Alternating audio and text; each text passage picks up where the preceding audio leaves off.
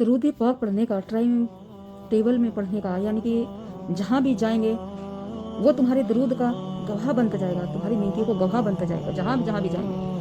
मगर आजकल के जो इंसान है, आजकल की जो जनरेशन है, वो जहाँ भी जाती है गाने सुन रहे होते हैं, गाड़ी में गाने सुन रहे होते हैं, बाइक पे चलते हैं तब भी कानों में हेडफोन लगा लेते हैं, पता नहीं क्या सुनते हैं यारो। तो मेरा कहने का मतलब ये है कि अगर तुम कहीं जाते हो, सफ़र में जाते हो, तुम्हारी इस वक्त मौत आ जाए, माज़अल्लाह, अल्लाहुम्मा हाफिज़ना, तो क्या होगा? गुनाहों में दाखिल हो जाओगे। जहाँ जहाँ तुम जाओगे वहाँ वहाँ तुम्हारे गुनाह तुम्हारे साथ बढ़ते चले जाएंगे। और कितना अच्छा होगा अगर तुम जहाँ जाओगे कलमा पढ़ो, दरूद पाक पढ़ो, तो तुम्हारी वो जगह, वो धूल मिट्टी तुम्हारी गवाह हो जाएगी, दरूद पाक की, तुम्हारी नेकियों की गवाह हो जाएगी।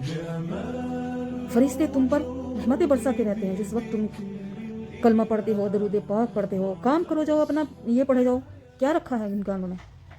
ये बताइए क्या रखा है? कुछ मिलता है, हासिल होता है? कुछ नहीं। ये सिर्फ शैतानी झंडा है। शैतान तुम्हें बहकाता है, इसीलिए शैतान के चक्रों में मत पड़ो। अपनी आखिरत को संवारो, अपनी दुनिया को संवारो। अच्छा, 1000 मरतबा जिस शख्स ने एक दिन में कल दरूद इब्राहिम पढ़ता है तो वो जब तक मरेगा नहीं, तब जब तक उसे जन्नत में घर नहीं दिखा दिया जाएगा। सुभान अल्लाह, कितनी अच्छा अल्लाह पाक ने दिया है कि जन्नत में जिंदगी में घर दिखा दे। मगर समझते ही नहीं हैं लोग, सब कुछ समझकर समझ नहीं रहे, सब कुछ भूल बैठे हैं। सबको पता है मरना है, सबको पता है जन्नत है जहन्नुम है, सबको पता है अपने अमाल अपने साथ जाएंगे। मगर अमाल अच्छे करो ना, बुरे क्यों कर रहे हो? क्यों करते हो बुरे? ये दुनिया कब तक है? कितने दिन की जिंदगी है? ये कोई जिंदगी नहीं है, जिंदगी मरने के बाद है, जहाँ मौत ही नहीं है। ये तो मौत आ जाएगी, जिंदगी खत्म हो जाएगी, सब कुछ छोड़ छाड़ कर चले जाओगे। जो तुम लगे हुए रात दिन पैसा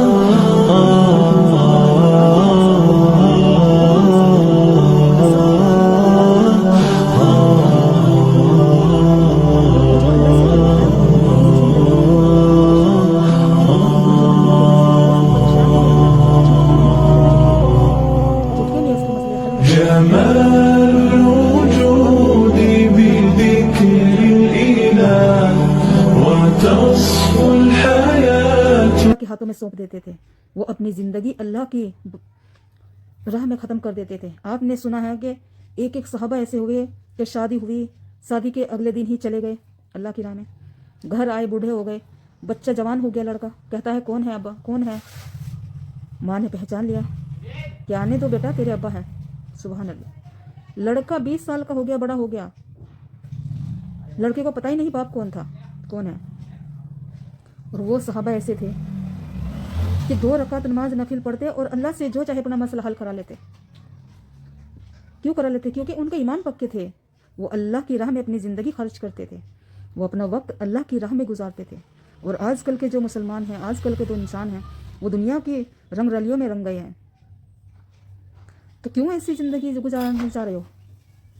इस ज़िंदगी को ख़त्म होना है और आखिरत को शुरू होना है, इसीलिए अपनी ज़िंदगी आखिरत के ऊपर गुजारो, क्योंकि जो आखिरत का रास्ता है वही सही रास्ता है।